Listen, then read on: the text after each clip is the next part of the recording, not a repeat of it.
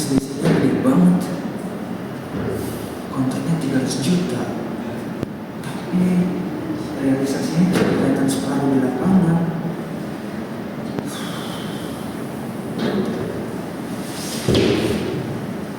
Kalau aku diam aja, aku akan nanggung juga nih.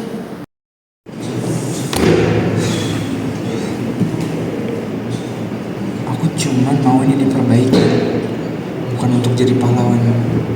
Cuma biar ini benar aja kok.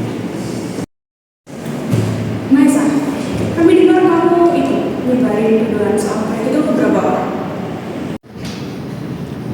Saya nggak nyebar kemana-mana, Bu. Saya cuma lapor sesuai jalur internal aja. Tapi ini udah bikin gak nyaman banyak pihak. Jadi kita perlu evaluasi posisi kamu.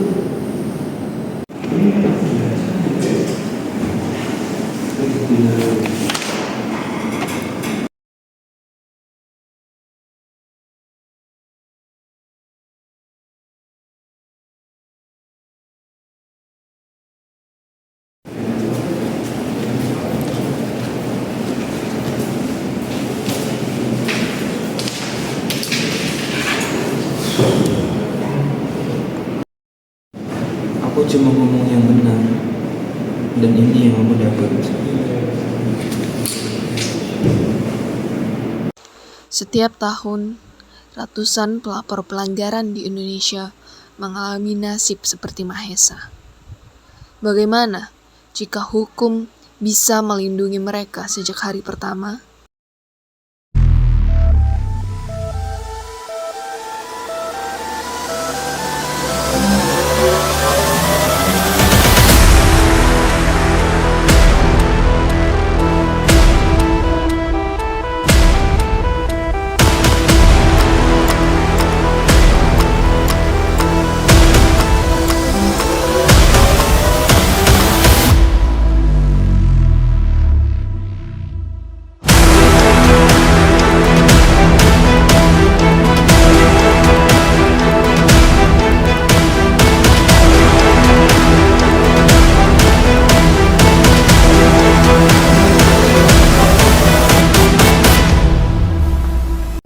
Halo semuanya, selamat datang pada video kami.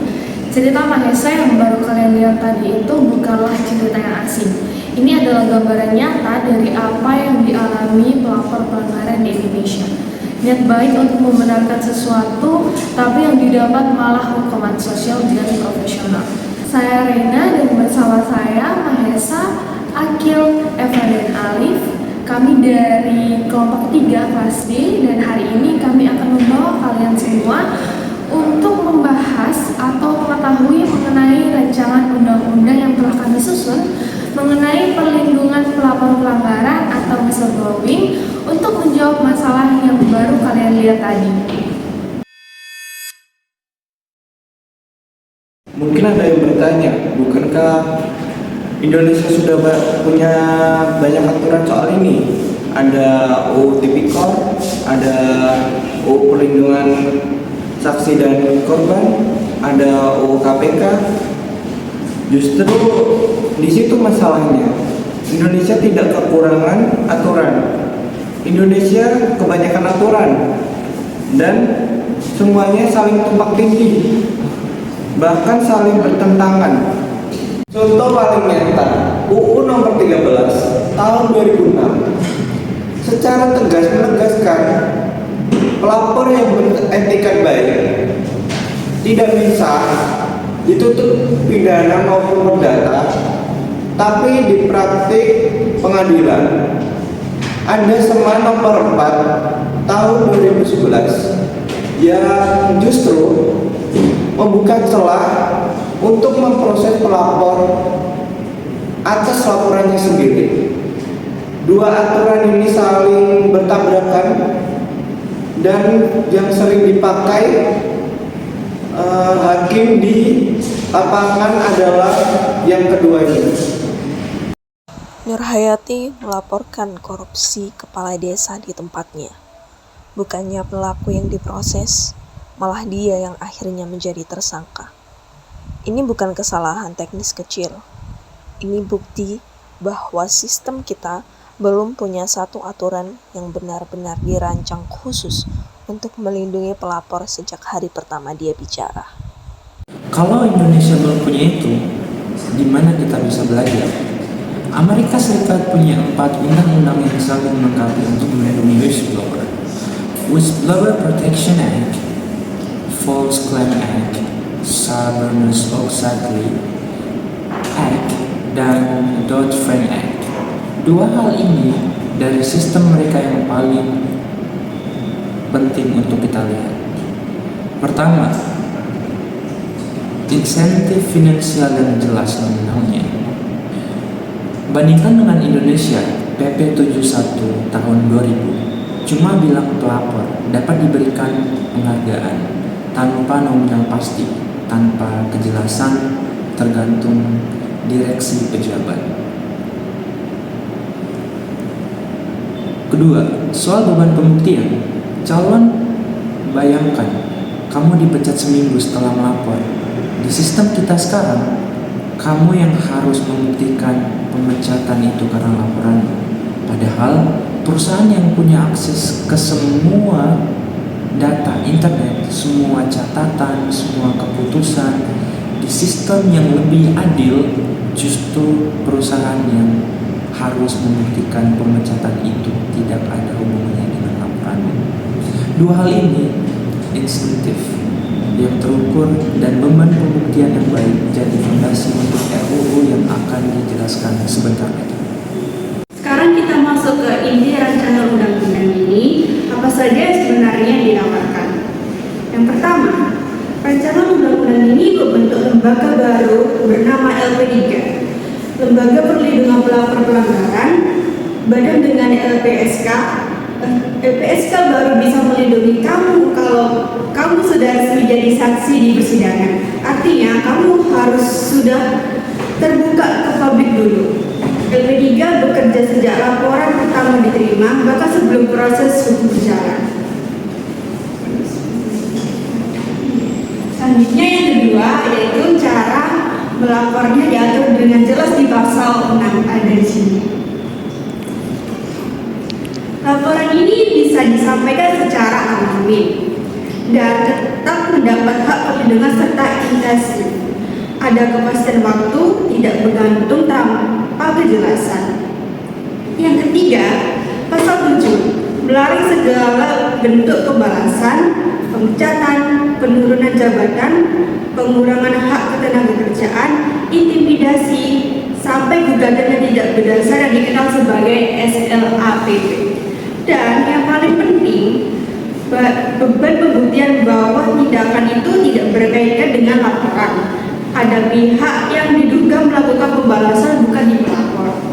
Yang keempat itu soal intensif. Pasal 5 mengatur pelapor berhak atas intensif finansial 5-20% dari nilai aset yang berhasil dipulihkan negara sepanjang laporannya terbukti orisinal dan berujung penindakan hukum yang nyata. Yang kelima, soal sanksi. Di pasal 9 mengatur ancaman pidana hingga 5 tahun bagi yang membuka identitas pelapor dan hingga 10 tahun bagi yang melakukan pembalasan, ditambah sepertiga jika dilakukan oleh pejabat yang memerintahkan. Tapi rancangan undang-undang itu juga adil. Pelapor yang terbukti beretikat buruk atau laporan hal yang diketahuinya tidak benar tetapi bisa dipidana. Dalam menyusun RUU ini, kelompok kami tidak hanya membaca undang-undang, namun juga kelompok kami turun langsung untuk mendengar pendapat orang-orang yang berhubungan dalam isu ini. Salah satu hal yang paling kami ingat yaitu ternyata proses dalam pelaporan tidak sesuai yang dibayangkan. Hal yang paling mengerikan adalah proses setelah terjadinya pelaporan, yaitu terjadinya stigma sosial, jauhi karena tidak adanya peraturan yang mengatur untuk melindungi si pelapor itu. Hal yang lain yang kami pelajari adalah insentif saja tidak cukup. Orang takut akan melapor bukan hanya karena tidak punya uang, namun juga dia akan takut karena hidupnya akan hancur setelah adanya pelaporan. Karena itu RUU ini dirancang yaitu dengan urutan yang pertama perlindungan hukum di awal dan baru insentif. Kemudian keduanya harus berjalan bersamaan. Jadi, rancangan undang-undang perlindungan pelapor pelanggaran ini hadir untuk menjawab 3 kebutuhan yang paling mendasar. Yang pertama adalah lembaga khusus yang independen. Yang kedua, kepastian perlindungan sejak hari pertama. Dan yang ketiga adalah keadilan dalam pembuktian.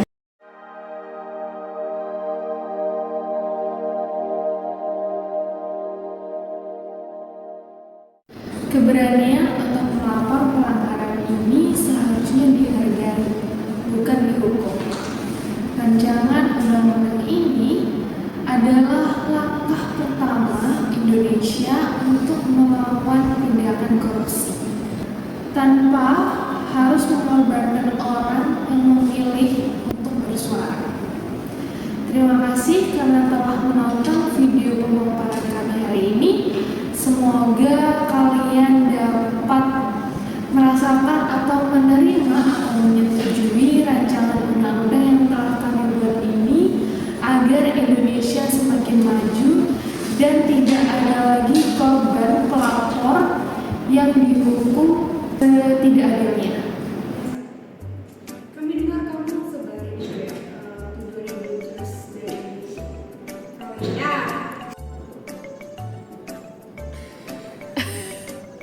Ayo. Ini video kita ini kebanyakan ini apa namanya latar belakang ini. Kalau Indonesia belum punya itu, gimana kita bisa belajar? Amerika Serikat punya 4 undang-undang yang saling melengkapi untuk melindungi whistleblower. Kalau Indonesia belum punya itu, gimana kita bisa belajar? Amerika Serikat punya 4 undang-undang yang saling melengkapi untuk melindungi whistleblower. Untuk melindungi whistleblower, aku sih. Sebenarnya yang kamu pelajari adalah insentif saja tidak cukup. Orang diam tidak karena dia tidak memiliki finansial yang cukup. Orang diam karena dia takut akan hidupnya hancur setelah terjadinya pelaporan. Insentif perekonomian seseorang akan laku apabila sudah terdapat peraturan perundang-undangan yang telah mengatur terlebih dahulu.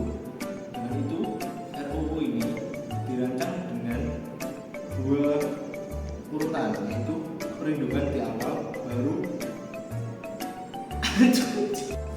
Halo semuanya, selamat datang pada video kami. Cerita Mahesa yang telah kalian lihat tadi adalah bukan kok belibet ya? Karena yang kami pelajari adalah insentif perekonomian saja tidak cukup. Orang diam bukan karena tidak ada uangnya, namun orang diam karena dia takut akan hidupnya hancur setelah terjadinya pelaporan. Dengan itu, RUU ini dirancang dengan 2 urutan, yaitu perlindungan hukum di awal baru astaga. Coba bayangkan, kalau rancangan undang-undang ini sudah berlaku saat Mahesa melapor, dia tidak akan kehilangan jabatannya. Dia akan dilindungi sejak laporan pertama sejak laporan pertama itu diterima. Contoh paling nyata, UU nomor 13 tahun 2006 secara tegas menyatakan pelapor yang Halo semuanya, selamat datang dalam video kami. Cerita Mahesa yang baru kalian lihat tadi bukanlah cerita yang asing. Itu adalah gambaran nyata dari apa yang kami alami. Jadi, rancangan undang-undang perlindungan pelapor pelanggaran. Oke. Ulang. Nanti dikerjakan. Halo semuanya, selamat datang dalam video kami. Cerita Dimas yang baru kalian lihat. contoh paling nyata, UU nomor tahun